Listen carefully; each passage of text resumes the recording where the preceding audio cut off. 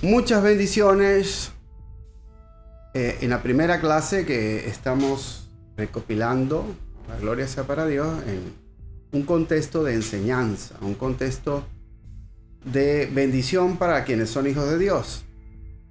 Estamos llegando al tiempo en que la revelación está siendo mostrada, como dicen las escrituras y como dijeron las profecías. Está siendo mostrado toda la palabra que falta, toda la concepción de información y conocimiento que hacía falta. Así que en este postrer tiempo y al comienzo de el primer milenio de descanso, del reposo de Dios, vamos a hablar un poco de la escuela de profetas y el sistema escatológico con el cual los maestros profetas enseñaron, por supuesto, a sus pupilos allá en Israel. Tenemos que connotar como ciertamente muchas veces lo dijeron en los institutos bíblicos, pero nadie como que escuchó a los profesores, a los maestros, sobre todo los excelentes maestros, en aquello que estaban diciendo. En primer lugar, por supuesto, hay que connotar el hecho fehaciente y claro de que las escrituras son orientales. Es decir, fueron escritas, elaboradas dentro del pensamiento de un contexto netamente oriental. No fue un contexto de tipo occidental. Así que muchos de los errores que contienen las escrituras en sus traducciones, en sus interpretaciones, la gran evidencia contundente y clara con toda precisión de por qué hay tantas divisiones dentro del mundo protestante, así como el católico, desde que surgió los grandes concilios ecuménicos auspiciados por Constantino, y después del año 95, o probablemente cuando muere el último de los apóstoles, según detalles ¿ya? Históricos datados, es posible que unos años más, unos años menos, pero más o menos no hay que fiarse mucho de la tradición oral, porque sobre todo en la tradición oral auspiciado por el sistema católico romano, aquello de las reliquias. Entonces imagínense cuando se fue, después que se tomó Jerusalén, se rescató del mundo árabe por las cruzadas. Entonces hubo una cantidad de comerciantes, porque la religión ha sido un gran factor de comercio, sobre todo inventando cosas que no existen y sustituyendo principios por los cuales el cristianismo verdadero debería fluir. Pero vean ustedes que nada de eso aconteció. Todo fue trastocado, todo fue vilipendiado, prostituido inclusive, y tristemente pues fue así. Ahora,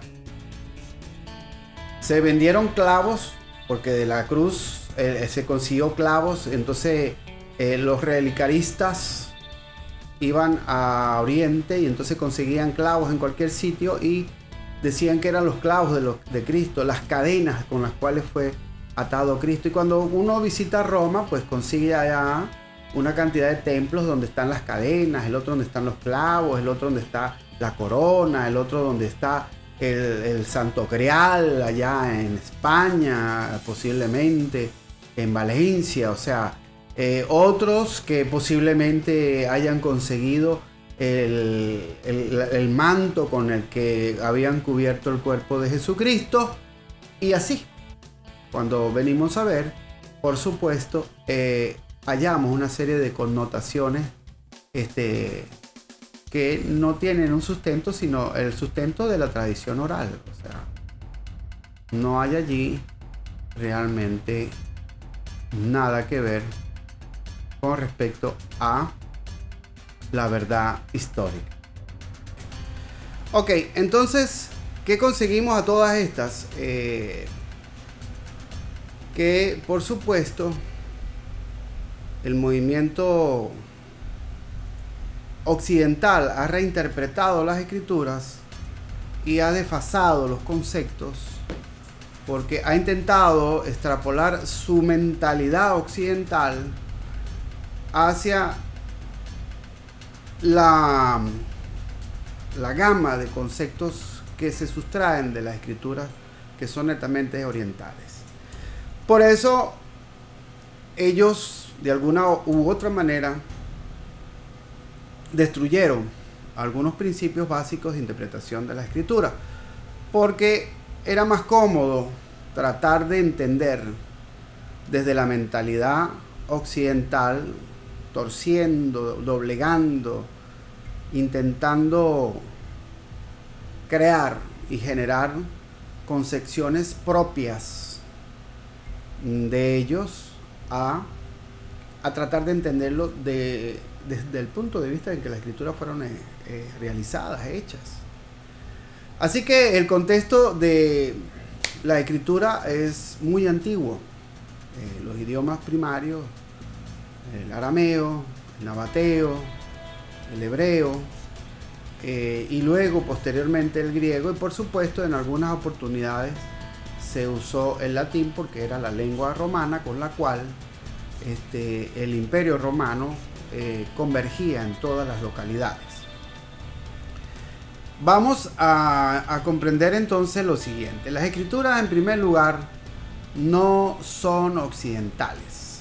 Eso tiene que quedar muy claro. Las escrituras no son occidentales. Las escrituras son netamente de Oriente, dentro de un contexto oriental, dentro de un contexto netamente dentro de los esquemas del pensamiento de un tiempo, inclusive desde los apóstoles hacia el principio, cuando Adán, pasando por supuesto por el primer profeta de todos, que fue Enoc. Entonces, desde allá hasta acá hay que entender que toda esa historia y todo ese vaciado cultural está allí. Hay algo que voy a compartir con ustedes, vamos a ir buscando acá en las escrituras, y es que hay que entender que las escrituras en realidad no son su propio intérprete. Voy a explicar esto de que no son su propio intérprete. No es como una computadora que se autoexplica, o hay un tutor o un, ¿cómo se llama esto? Un elemento mediático que empieza a explicar a sí mismo, como una lacto o una computadora en nuestros días, o uno puede bajar un tutor audiovisual y más o menos tomar nota y ejemplo para ir expandiéndose, por supuesto, en todo aquello de cómo funciona ese equipo. En el caso de las escrituras, ellos son un compendio universal que existió en el primer templo y luego como parte del segundo templo hasta el año 165 antes de Cristo. Esto lo corrobora la historia, y por supuesto cuando leemos los diccionarios, las concordancias, la información teológica, tenemos que muchos maestros citan literalmente muchos de esos libros que no están en el canon occidental. Y hay que entender que las escrituras, la palabra de Dios, no es el canon occidental. No es el canon occidental. Es decir, no es radicalmente lo que los occidentales después de Constantino hayan elegido o seleccionado. No es. Eso en primer lugar. Las escrituras son un compendio de más de 800 libros. Flavio Josefo da fe de que ya en su tiempo en el templo solo se usaban 22 libros aproximadamente, 22, 27 libros, que fue lo que quedó o lo que dejaron los macabeos en el año 165 antes de Cristo, cuando ellos, en sociedad con el Imperio Romano reciente, el naciente Imperio Romano, pudieron aniquilar a los reyes dejados por Alejandro. Aquí van a ver ahí alguna notica histórica que les voy a poner, para que usted sepa que lo que yo estoy diciendo es una gran verdad. Ahora, ¿quiénes son los macabeos? Los macabeos, por supuesto, en hebreo la palabra macabim, constituyeron un movimiento judío liberador, algo así como revolucionario, movimiento liberador, independentista de los reyes de aquella época. Por supuesto, Antíoco IV Epifanes, rey de la dinastía Seleucida, sucedió con su hijo a Antonio Eupator. Los macabeos fundaron la dinastía real Hasmonea, proclamando la independencia judía en la tierra de Israel durante un siglo, o sea, desde el año 164 al 63 a.C. Aún son recordados nacionalmente en la festividad de la Hanukkah, esa lámpara de 9 brazos, porque en la escritura solamente habla de una lámpara de 7, no de 9. Pero son considerados como una especie de héroes nacionales dentro de Israel y se conmemora esa fecha, pero no está dentro del contexto real de las escrituras. Los libros Macabeo 1, 2 o 3 simplemente historia y le agregan pues ciertamente ciertas cosas, pero hay que ver la connotación que sucedió con los macabeos en el año 165. En el año 165 ellos irrumpen en el templo, desalojan a los sacerdotes verdaderos, tanto al levita, y Matatías Macabeo, que es el que se asume el generalato de ese ejército vencedor, pues nombra a su hijo, a Jonatán Macabeo, como el sumo sacerdote del templo, y él a su vez pues a sacerdotes personales, porque el centro de poder estaba allí en el templo, y claro, desde el templo se nombraban o se admitían reyes, porque esa era la función de los sacerdotes, nombrar, ungir a los reyes, y por lo tanto decirle al pueblo, mira, este es rey, punto. Entonces ellos deciden desalojar, por supuesto, el resto de las escrituras, como también lo refiere Flavio Josefo, cuando dice que no le fue dado pues a algunos libros al rey de Egipto para cuando pidieron pues las escrituras, sino solamente aquellos que habían sido escritos al griego. Entonces esa traducción al griego es la famosa traducción, la Septuaginta, que fue supervisada por 71 o 72 escribas. Y entonces, ¿de dónde tomaron todo eso? Bueno, de los libros que existían allí en el templo y que se acostumbraba. Por eso la palabra escribas es una palabra fundamental dentro del mover judío, porque las tradiciones orales se podían cambiar, se podían pervertir, se podían de alguna manera degenerar, pero no podía pasar lo mismo con lo escrito. Entonces se mantenía una disciplina de escritura para copiar cada 200, cada 300 años los pergaminos, y luego para uso en la sinagoga se pasaba en papiro. Por supuesto que había en pergamino también, como nos lo corrobora la arqueología de las cosas encontradas en la traducción, en la tradición y en el estudio exegético de los manuscritos y rollos encontrados no solamente en el Corán, sino en la historia de Israel y por supuesto en la región de Palestina. Tenemos el Museo de la Biblia o de las Escrituras o de los rollos allá en Jerusalén, y ahí vemos una connotación de ya muchos libros digitalizados, que ya la gente puede tener acceso a esas escrituras. Ahora, ¿qué vamos a conseguir? Que hay un hecho fehaciente, hay una influencia angelical desde el principio cuando Luzbel interactúa dentro de el templo, y luego estos libros, por eso los estoy trayendo a colación, muchos de ellos, por lo menos Génesis 6, Jubileos capítulo 5, Enoc capítulo 6 y otros más rollos que no voy a decirlos todos pero hay más de 5 que hablan de que los ángeles luego interactuaron, no fueron hombres. En el hebreo original dice Ben Elohim, o sea, la palabra hijos de Dios, que no era, por supuesto, referida a los humanos como tal, porque los humanos eran criaturas de Dios y todavía no había venido el Señor Jesucristo para que alguien pudiera decir, ya fui convertido a través del sacrificio en la cruz. Antes de Cristo, los hombres todos eran descendientes de Adán y había una promesa que era llegar a ser hijos de Dios, y que Dios mismo había dicho a través de los profetas: de los pueblos tomaré personas a las cuales llamaré hijos. ¿Ok? Así que no podemos confundir el término Ben Elohim con aquella esa distorsión conceptual que hacen los institutos bíblicos cuando entran al capítulo 6 de Génesis, porque claro, si no tienen los demás libros, tienen toda la razón de equivocarse. No, estos son los descendientes de Seth, entonces esto es la gente buena, y entonces ellos se confundieron y se unieron a las mujeres de los otros pueblos, ¿no? Si no habían otros pueblos. O sea, tenemos que los hijos de Seth, el tercer hijo de Adán, no eran hijos nacidos, ¿ok?, de la salvación en Cristo, por lo tanto no se le podían llamar hijos de Dios. Ahora, los ángeles, estos seres espirituales que eran los vigilantes, como dice el libro de Daniel, ¿ya? Y esos ángeles caídos, a los cuales Dios les había dado una comisión y los había bajado de rango, estaban aquí mismo en la tierra, donde Dios mismo hizo el huerto del Edén, y creó un escenario para probarlos en muchas cosas a ellos, y por supuesto, como había maldad en ellos, pues ellos cayeron.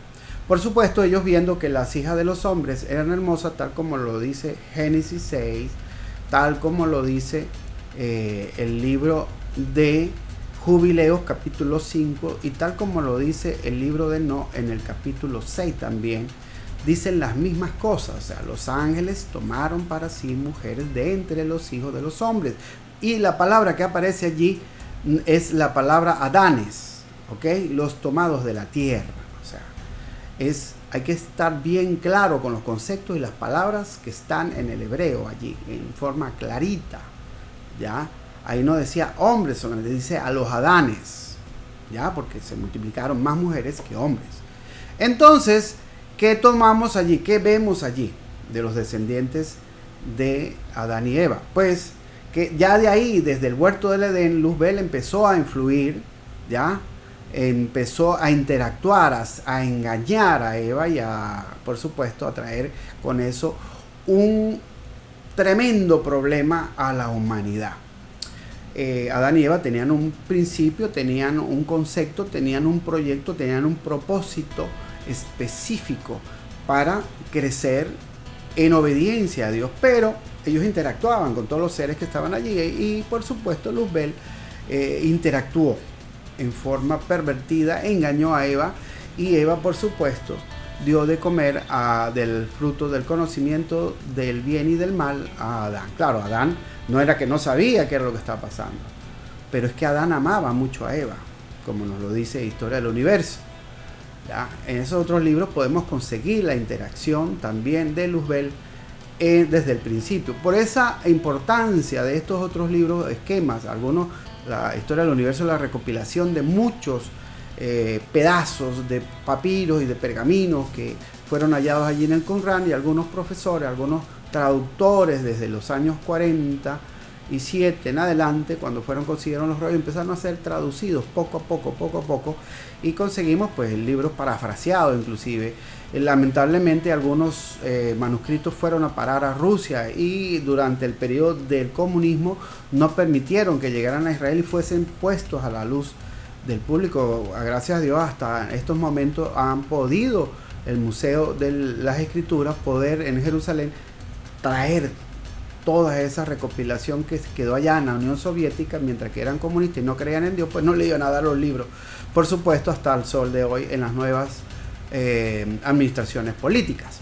Ahora, allí conseguimos una cantidad de libros, y luego vemos que que la primera gran desgracia que sucedió fue con los macabeos, cuando ellos tomaron el poder en Israel, asociados con el Imperio Romano, y por supuesto asumen la autoridad dentro del templo y deciden qué libros van a dejar. Esto es un hecho histórico que, lamentándolo mucho, todos los maestros tristemente de teología obvian. Yo no entiendo por qué este evento histórico lo obvian. Es como la tarrajaya de religiosos que obvian que el día 9 del mes de Abí del año 70 el templo fue destruido, cumpliéndose así todas las palabras proféticas del Señor Jesucristo, y los eventos y las señales que allí acontecieron no se van a volver a suceder, ¿ya? Pero eso lo hablaremos un poco más adelante. Lo más importante es connotar el primer asalto de parte de los ángeles usando a los macabeos para destruir el compendio original. Y por supuesto luego en el año 70, cuando Roma rompe relaciones con Israel, con la gente de Jerusalén, por supuesto, entonces persiguen a todos y se llevan a la mitad de la población como esclavos, y casi que la otra mitad la matan o la dejaron allí en Israel, una vez que destruyeron la ciudad y el templo, y luego bajan, por supuesto, por Jericó hacia el Mar Muerto y capturan a los esenios, ¿ya? Y los esenios, por supuesto, protegiendo las escrituras y protegiendo lo que estaba en las cuevas, huyeron, pues dejando todo allí. Los soldados romanos arrasaron todo eso hasta Masada, y que fue el último bastión de destrucción del Imperio Romano. Ahora, ese primer asalto con los macabeos se parece al segundo asalto con los romanos y sufren las escrituras.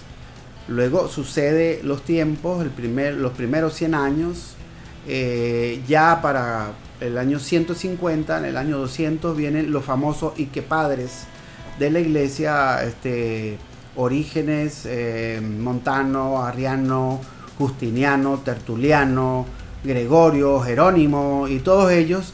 Entonces empezaron a confabular para transformar la doctrina de la gracia y tratar de drenar aquellas psicopatologías de las cuales ellos adolecían, intentando de alguna manera reeditar el poder de la gracia y del poder del Espíritu Santo para poner toda la vida espiritual en obras de la carne, ¿ya? Ellos eran tan enfermos mentales, esquizofrénicos, que algunos se castraron pensando que todos los deseos de la carne estaban en los órganos sexuales.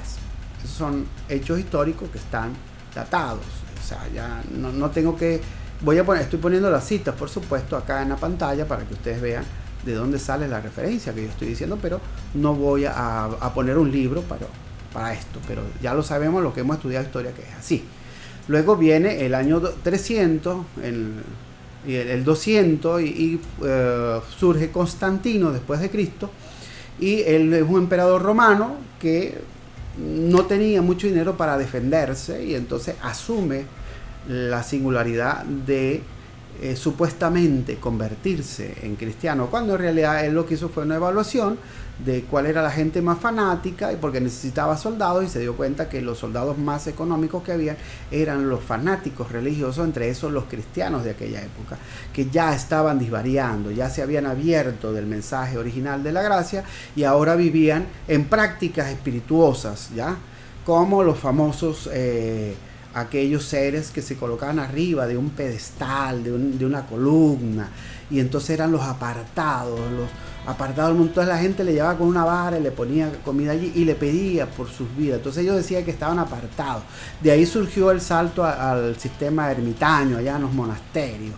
Y por supuesto ya se había trastocado las escrituras en forma radical. El mensaje de la gracia del evangelio había sido entre muchas vertientes, por supuesto, cuando la iglesia asumió, lo vemos en el comentario de las 7 iglesias, que más adelante vamos a ir, porque vamos a ir estudiando toda la escuela de profetas y las imágenes proféticas dentro del Nuevo Testamento.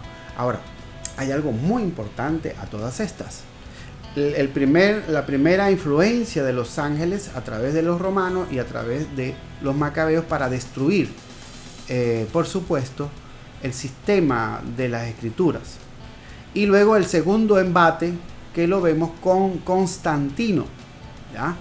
Y los famosos concilios ecuménicos, donde se fusiona por obligación todas las religiones y se forma este gran mamotreto religioso llamado la Iglesia Católica, que no es más que una deformación social y para control de la población. Entonces estos concilios eran una asamblea celebrada iglesias ortodoxas, ¿ya?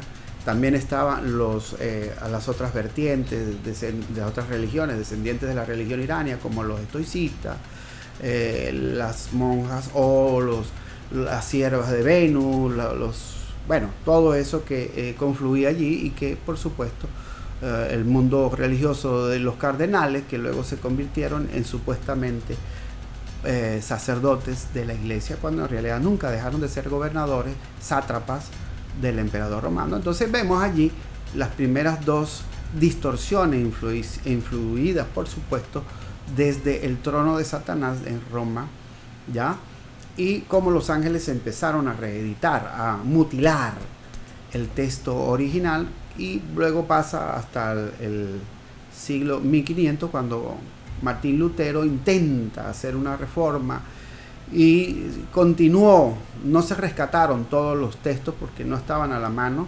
De todas maneras, las profecías decían que esas otras escrituras iban a ser descubiertas y sacadas a la luz en el postrer día. No era para esa gente de esa época. Y de esta manera, pues vemos cómo fue, en primer lugar, destruida, vilipendiada las escrituras desde el inicio. Entonces, tomando en consideración esto que hemos compartido, ya tienen ustedes claro, con toda precisión, que las escrituras, por supuesto, necesitan estar completas.